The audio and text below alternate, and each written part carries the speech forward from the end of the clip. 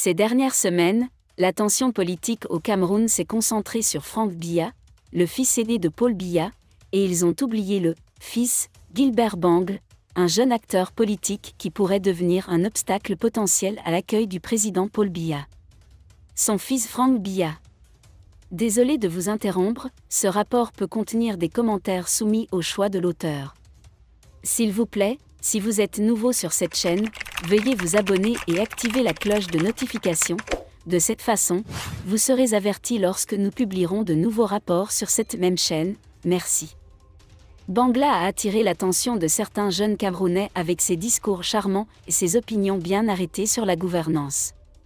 Ses prises de position publiques audacieuses, souvent critiques à l'égard du gouvernement actuel, ont fait de lui une figure populaire parmi les jeunes électeurs désireux de voir de nouveaux visages sur la scène politique camerounaise.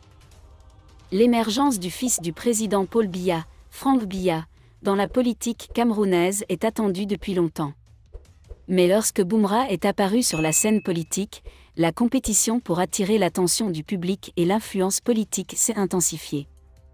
Les partisans de Bangla le voient comme un leader dynamique et progressiste capable de revitaliser la politique camerounaise, tandis que les partisans de Frank Biya le voient comme le fils et le choix naturel de l'actuel président.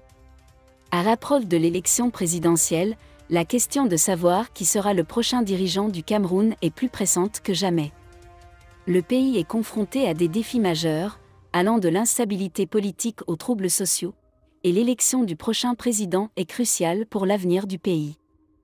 Dans ce contexte, Gilbert Bangla apparaît comme une figure incontournable qui a su mobiliser un grand nombre d'électeurs, notamment les jeunes et les progressistes.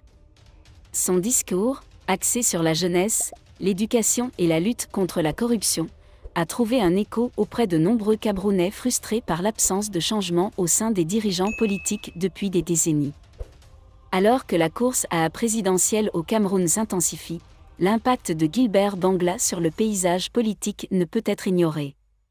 Sa capacité à mobiliser et à encourager les électeurs pourrait inverser la tendance, remettre en question les espoirs de succéder à Paul Biya et ouvrir la voie à de nouvelles opportunités pour le Cameroun. Dernière minute, le ministre Grégoire Ovon disparaît. Il y a eu une tragédie dans la région de Mankolo à Yaoundé où au moins 30 personnes sont mortes dans un glissement de terrain survenu dans la nuit de dimanche à lundi. Les autorités locales ont été fortement critiquées pour avoir échoué à mener une mission de protection civile qui aurait pu empêcher la catastrophe. Au centre de l'incident se trouve le ministre du Travail et des Affaires sociales, Grégoire Owona, accusé d'être responsable du drame. Dans un fragment audio obtenu par notre rédaction, un habitant l'accuse d'avoir créé un lac au lieu-dit Carrefour Ministre et d'y avoir construit un mur de soutènement en forme de barrage pour le bétail et l'élevage. En raison des pluies récentes, le mur pourrait s'effondrer et causer d'importants dégâts aux personnes et aux biens. Les habitants se sont rendus chez le ministre, mais celui-ci aurait fui, évitant tout contact avec la communauté en colère. Malgré sa proximité géographique avec le drame, il n'y est pas retourné depuis l'incident, ce qui aggrave les charges retenues contre lui. Les membres de la communauté exigent des réponses et justice.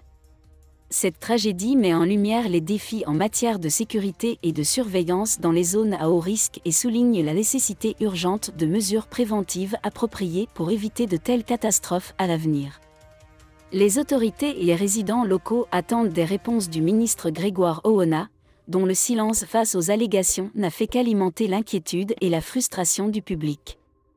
La situation reste tendue et les autorités sont invitées à prendre des mesures pour assurer la sécurité des citoyens et prévenir ce type de catastrophe à l'avenir.